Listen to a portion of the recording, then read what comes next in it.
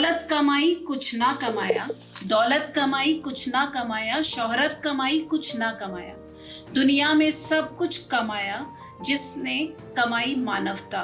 दोस्तों, मतलब को तुम प्यार ना समझो, खुद गर्जों को यार ना समझो। मतलब को तुम प्यार ना समझो, खुद गर्जों को यार ना समझो। सच्चा वही मानव है जिसने मानवता निभाई है। दोस्तों,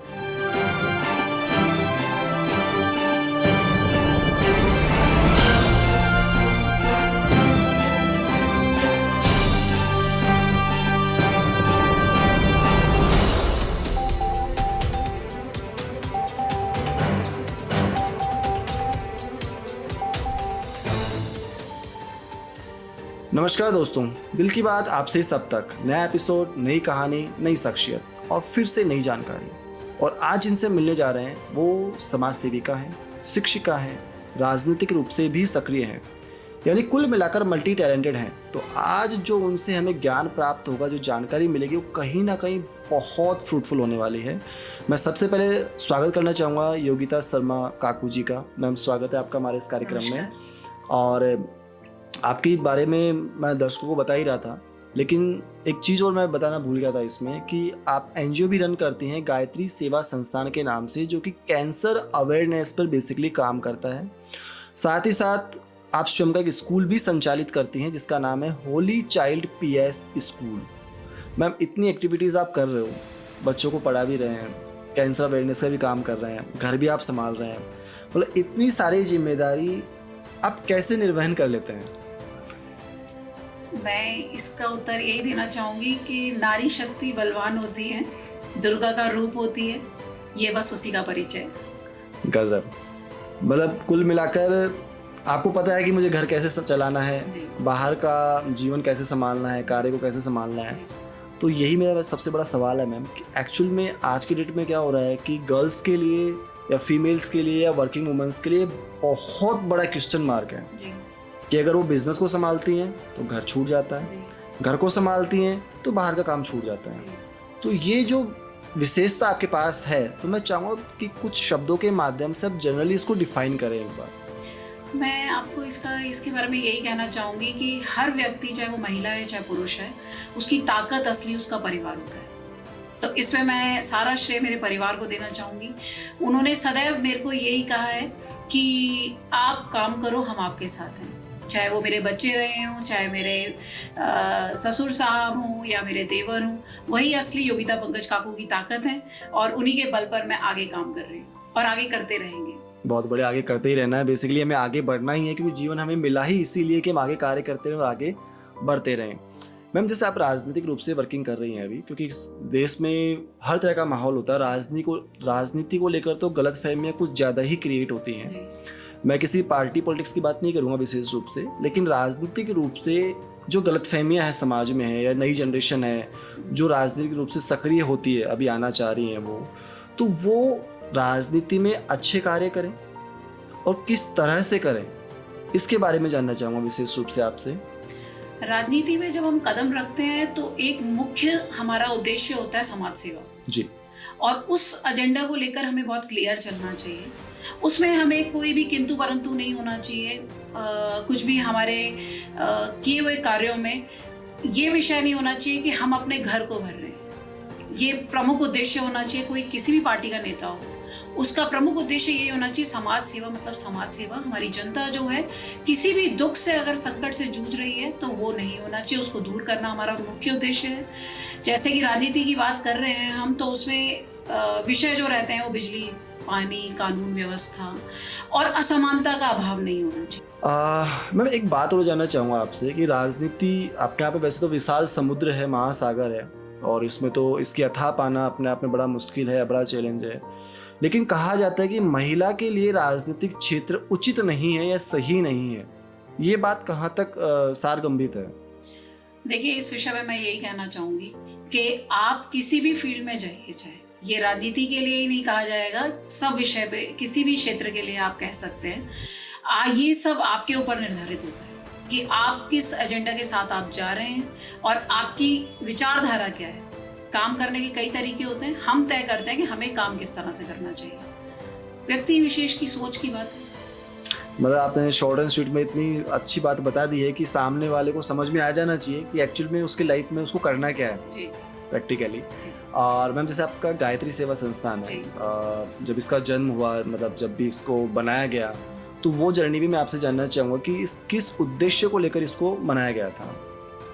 गायत्री सेवा संस्थान नाम जो है वो मेरी मदर इन लॉ के नाम पर है। जी वो कोविड में गुजर गई थी और मैं आपको ये भी बताना चाहूँगी कि वो एक पैरालिटिक पेशेंट थी जिन्होंने अपना जीवन 22 साल जिया इस स्थिति में। बहुत ही हिम्मत वाली महिला थी, समाज सेवी, मतलब वो एक गृहिणी थी, पर लेकिन उन्होंने बहुतों के लिए बहुत मदद करी अपने जीवन में।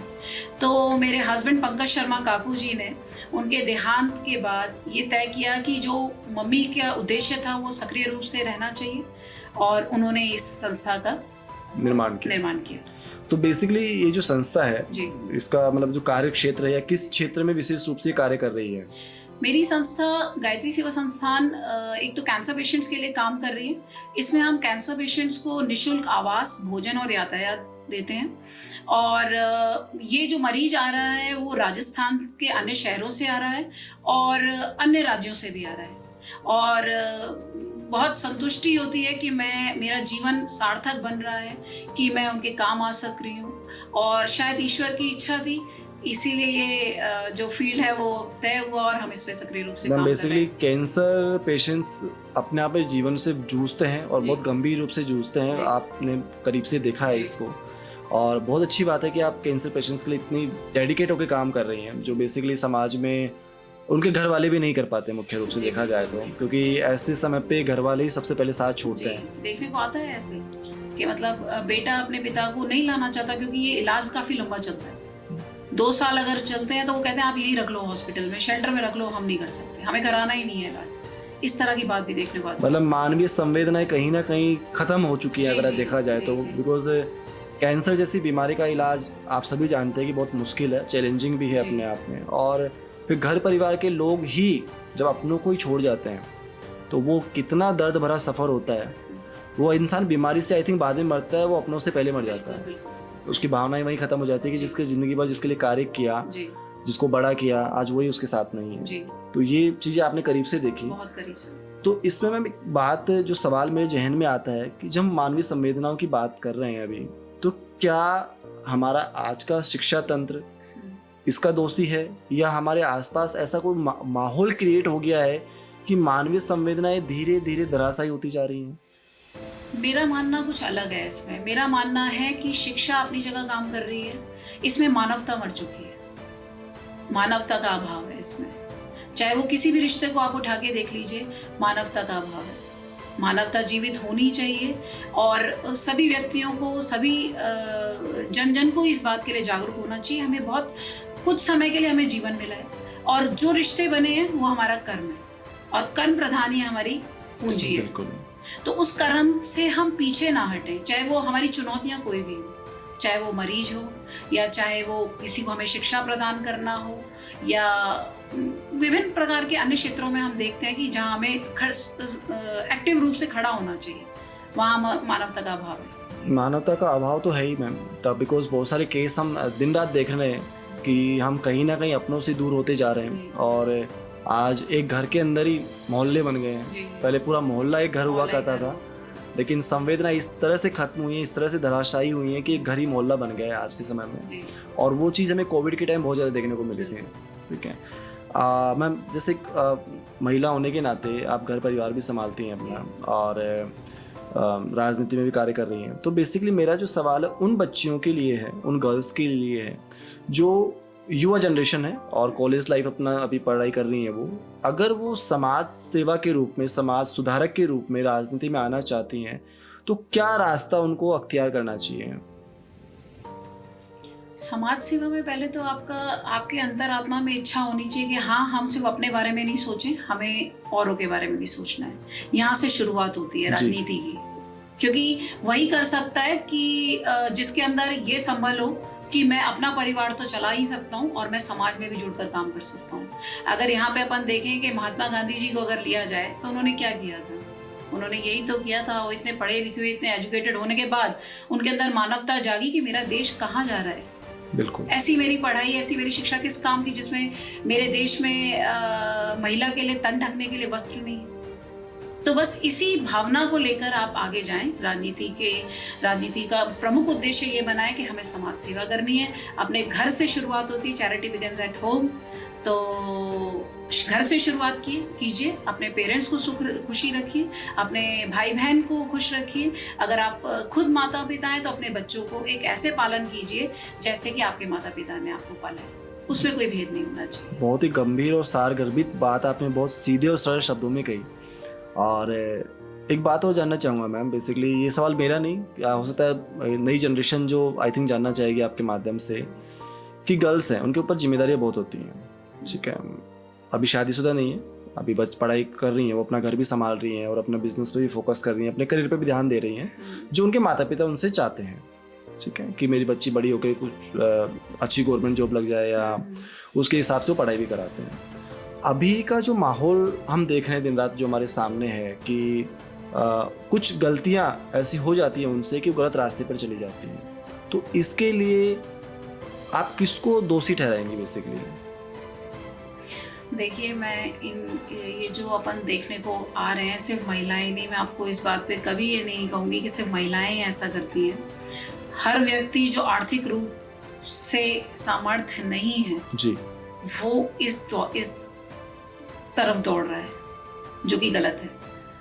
हमें अपने जीवन में समझना होगा कि धन कमाना ज़रूरी है, इतना ज़रूरी है कि हमारा पेट पल जाए और हम चार का पाल सकें, भरण पोषण कर सकें। बिल्कुल। ये जिस दिन प्रत्येक व्यक्ति को ज़रूरत है इस चीज़ की। गायत्री सेवा संस्थान इस पे भी जोर देती है। हर सेमिनार्स में मैं प्रमुख रूप से ये बात कहना चाहती हूँ कि भगवद गीता को अपना सारथी बनाइए। एक प्रत्येक श्लोक में ये हमें जीवन में हमारे साथ जो घटित हो रहा है वो प्रत्येक श्लोक में अर्थ है इसका। अब ये महिलाओं को भी होना चाहिए कि हमें पैसे के पीछे इतना नहीं भागना कि हमें अपने आप को आईने में ना देख सके। बहुत बड़ी बात है, आपने ये बहुत बड़ी बात कह दी मैम, कि वाकई में हमें ऐसा कोई कार्य ही नहीं करना है कि हमारी अंतरात्मा हमें ही दिखाए, या जब हम आईने के सामने खड़े हो तो हम खुद से ही नजर ना मिला पाए। बंटी जी, ये सिर्फ महिलाओं के लिए बात नहीं है, ये सभी व्यक्तियों के लिए बात है, चाहे वो पुरुष है या महिला है। बिल्कुल सही बात कही मैम। और लेकिन एक बात आपने बहुत अच्छी कही मैम इसमें भगवद गीता की जी। और ये कहीं ना कहीं सत्य है कि हम भगवद गीता से जितना जुड़ेंगे, यानी हमारे शास्त्रों से, हमारी संस्कृति से हम जितना जुड़ेंगे, हम जितना अपने बड़े बुजुर्गों से अटैच रहेंगे, मुझे नहीं लगता कि हम फिर कोई गलत काम कर सकते हैं। कोई भी व्यक्ति गलत काम की तरफ जाएगा ही नहीं, कि उसको संस्कार ही ऐसे मिले हैं। और जैसे कि आपने कहा कि भगवद गीता के हर श्लोक में जीवन को जीने के तरीके छुपे हुए हैं, ठीक है। कहीं ना कहीं मैम एक मतलब मेरे खुद की क्यूरियोसिटी है कि क्या हम पढ़ाई के साथ साथ ऐसा कुछ समय निर्धारित कर सकते हैं कि सभी बच्चों को हमारे शास्त्रों का, भगवद गीता का ज्ञान हम उपलब्ध करा सकें? बिल्कुल, मैं इस बात पे ये कहना चाहूँगी कि प्रत्येक व्यक्ति को, चाहे वो बच्चा है, बूढ़ा है, जवान है, प्रत्येक व्यक्ति को अपनी जीवन के 45 मिनट अपने व्यायाम को, अपने अध्यात्म को ज़रूर देने चाहिए। मार्ग खुद ब खुद बन जाएगा। आप खुद कहेंगे कि हमें किसी मेडिसिन की ज़रूरत नहीं है, हमें किसी के मार्गदर्शन की ज़रूरत नहीं है, हम स्वतः ही अपने जीवन के सारथी हैं। आप भगवद गीता के साथ जाइए, बढ़िए आगे और अपने जीवन को सुचारू रूप से संचालित करें। क्या बात है। और मुझे लगता है कि आई थिंक आज के सेशन में आपके बहुत सारे सवालों के जवाब आपको मिल गए होंगे। और जैसा कि मैम ने आपने बताया, इतनी सारी बातें बताई और हमें इतना समय दिया, इसके लिए सबसे पहले तो मैं थैंकफुल हूँ आपके लिए। हमारा चैनल पूरा थैंकफुल है आपके लिए कि इतना व्यस्त समय में भी आपने समय निकाला और हमें इतना समय दिया। और मैम जाने से पहले, जैसा कि हमारे प्रोग्राम का एक उसूल है कि हमारे जो गेस्ट होते हैं वो हमारे व्यूवर्स के लिए एक प्यारा सा संदेश डेडिकेट करते हैं जो उनकी लाइफ में गेम चेंजर साबित होता है। तो आप कोई भी एक अच्छा सा प्यारा सा संदेश जो समाज, राष्ट्र और परिवार के नाम।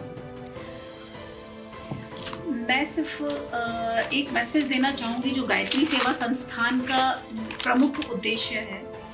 कुछ पंक्तियों के साथ जीएसएस का परिचय देना चाहूँगी और ये प्रत्येक व्यक्ति को अपने जीवन में धारण भी करना चाहिए। ऐसा जीएसएस का मानना है, दौलत कमाई कुछ ना कमाया, दौलत कमाई कुछ ना कमाया, शोहरत कमाई कुछ ना कमाया, दुनिया में सब कुछ कमाया जिसने कमाई मानवता।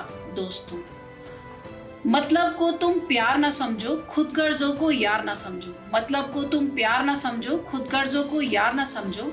सच्चा वही मानव है जिसने मानवता निभाई है दोस्तों। और अंत में यही कहना चाहूंगी आप सभी से कि कुछ भी नहीं रहता दुनिया में, कुछ भी नहीं रहता दुनिया में, रह जाती है मानवता दोस्तों। धन्यवाद। क्या बात है मैम, मतलब आपने तो पूरे इंटरव्यू का निचोड़ इस दो चंद लाइनों के अंदर दे दिया। और ये सच है, और ये बात हमें स्वीकार करनी होगी कि मानवता ही अंत में रहने वाली है।